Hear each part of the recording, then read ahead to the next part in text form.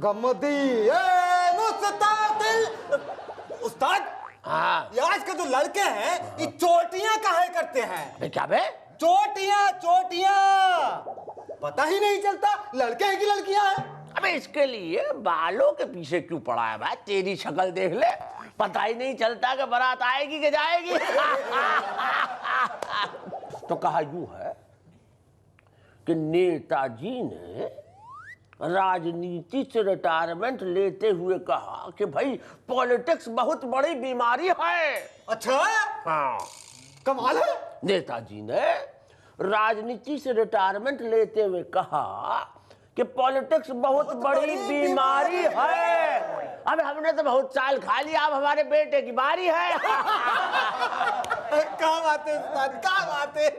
तो कहा यूं भाई अगला शेर हमने जो है बहुत गुस्से में लिखा है। हाँ, गुस्से में? हाँ, और हमने सीधा फिल्मी गीतकारों को चैलेंज दे दिया और कहा यूं है कि भाई पहले शीला जवान हुई, फिर मुन्नी बदनाम हुई, अब भाग डी के बॉस। हाय, पहले शीला जवान हुई, मुन्नी बदनाम हुई, अब भाग डी के बॉस। अब इतना एहसान हम पे और कीजिए। अबे गाने वाने लिखने की क्या जरूरत है, सीधे गाली दे दीजिए। हम भी गाना लिखेंगे उस्ताद। अबे हम साले दिन भर में तुझे इतनी गालियां देते हैं कि तेरे 8 गाने हो जाएंगे। अबे क्या कर रहा है बे? उस्ताद, ये जो ससुरा गधे हैं वो ढेचू ढेचू ही काहे कहते हैं? काहे नहीं करते? अभी साले तो बड़ा इंटेलिजेंट सवाल है बे। हाँ, तो इसका इंटेलिजेंट जवाब ये है कि गधे ढेंचू ढेंचू इसलिए करते हैं कि वो गधे हैं। और वो तू क्या कर रहा था, कैसी आवाज? वो ऐसा इसलिए नहीं करते क्योंकि वो कुत्ते नहीं है।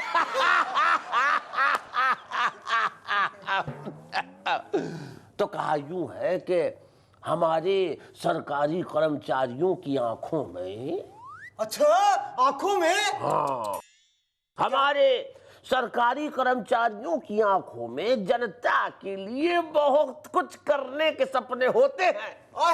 क्या बात है, क्या बात है।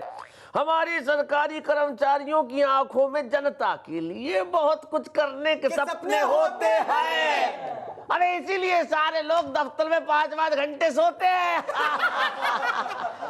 तो अगला शेर भी हम वहीं से निकाल के लाए। कहां से उस्ताद? अबे वहीं से, सरकारी दफ्तर से। हाँ, तो पब्लिक बोली, भाई ये सब कुछ इतना करना चाहती हैं तो इनका हौसला थोड़ा और बढ़वा दीजिए। बढ़वा दीजिए?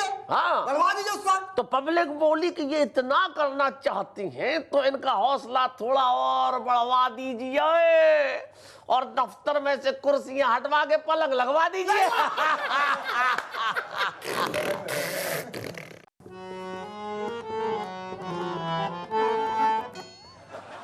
उस्ताद, ये बुखार में शरीर तो गर्म होता है, फिर भी अंदर से ठंड लगती है। और कोनो बीमारी में ऐसा होता है का? भाई ऐसा तो नहीं होता, लेकिन इसका उल्टा जरूर होता है। ऊपर से ठंडा होता है, अंदर से गर्म होता है। बताओ किस बीमारी में? किस बीमारी में उस्ताद? अबे इस देश का हर पति ऐसा ही होता है।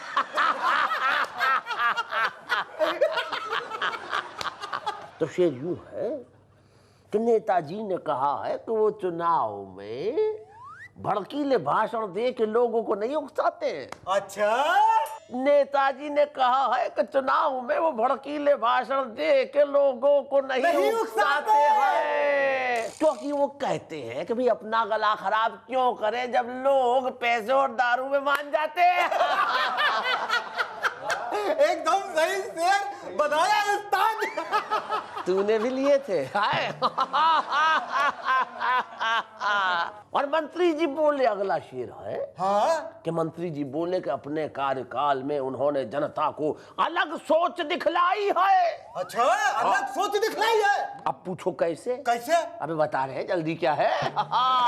कि मंत्री जी ने कहा है कि अपने कार्यकाल में उन्होंने जनता को अलग सोच दिखलाई है। इसका सबूत कि एक हॉस्पिटल और स्कूल के सामने दारू की दुकान खुलवाई है। हम भी दारू की दुकान खोलेंगे उस्ताद। वहाँ क्या करोगे बे? बेचोगे कि पियोगे? हमें एक बात बताओ भैया, हाँ उस्ताद। कभी कोई नदी देखी है? हाँ उसके आसपास गए हो? हाँ। अब का जाओ तो कूद जाना, समझे? अब के हमने इंटरनेशनल शेर कह दिया एकदम से। ओए, हाँ। इंटरनेशनल। हाँ, हम चले गए हिंदुस्तान से सीधे जापान। पैदल उस्ताद? अबे पूछो मत, जहन से निकल गए ऐसे। और यूं कहा है कि जापान सरकार ने उदय चोपड़ा को डॉक्टर की उपाधि देने का निर्णय लिया है। ओए होए, का अंदर की खबर लेके आओ।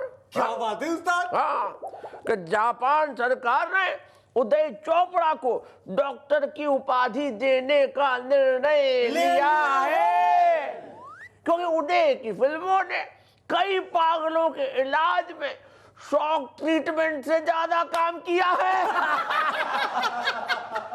तो उदय के बाद भारत के राजदूत ने जापान सरकार को एक पैगाम भिजवाया है। बोले और कोई बड़ी बीमारी हो तो शायद फरदीन और हरमन का नाम सुझाया है। क्या बात है? हम भी डॉक्टर बनेंगे उस्ताद। भैंसों के।